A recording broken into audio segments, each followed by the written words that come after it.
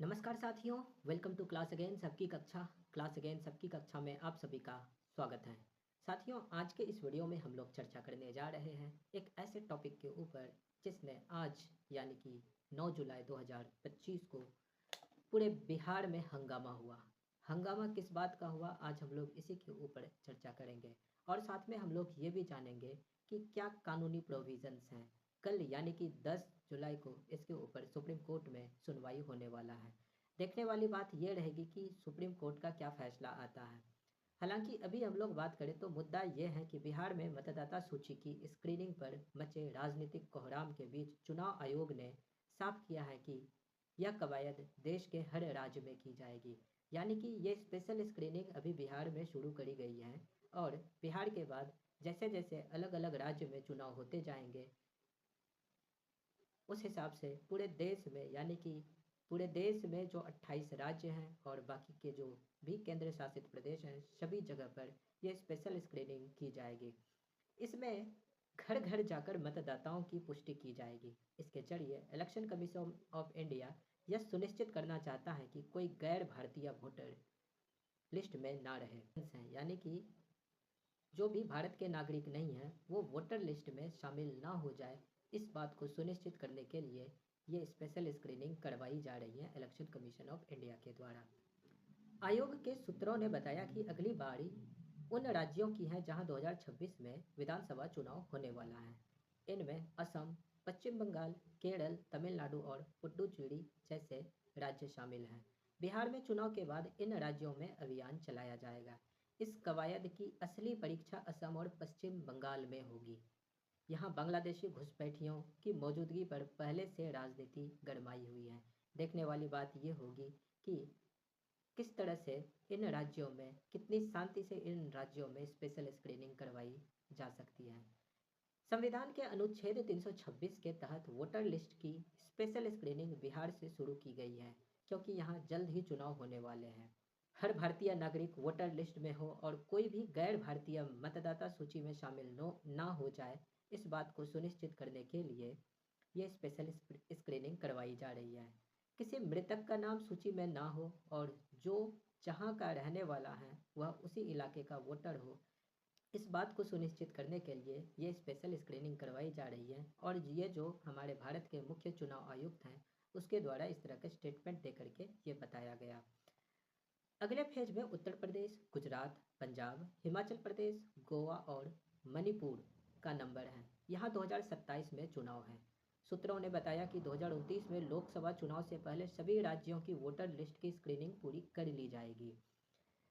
यानी कि 2028-29 में 17 राज्यों के चुनाव हैं और इन सभी राज्यों में ये स्पेशल स्क्रीनिंग कर ली जाएगी। वहीं दूसरे तरफ विपक्ष ने आयोग के फैसले पर सवाल उठाते हुए आंदोलन का ऐलान किया है और इस क्रम में बुधवार यानी कि 9 जुलाई 2025 को बिहार में चक्का जाम का ऐलान किया गया है। एसोसिएशन फॉर डेमोक्रेटिक रिपब्लिक और विपक्षी पार्टियों ने सुप्रीम कोर्ट में याचिका दाखिल की है।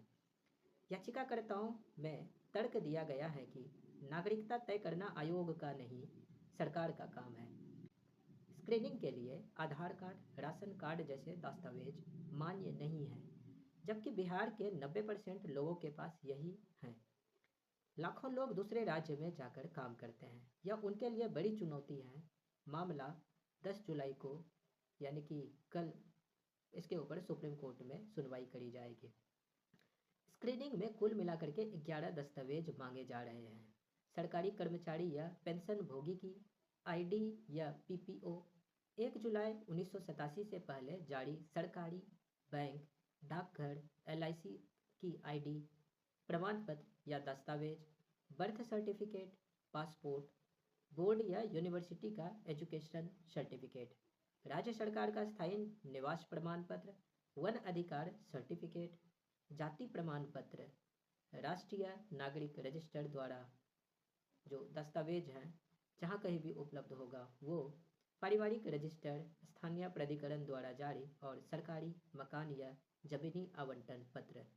इन सभी 12 दस्तावेजों में से जहाँ जिस अनुसार दिया गया है कंडीशन, उस कंडीशन के अनुसार दस्तावेज को मांगा गया है।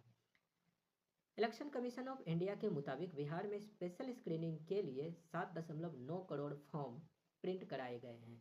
इसमें से 7.7 करोड़ यानी कि 97% से ज़्यादा बांट दिए गए हैं।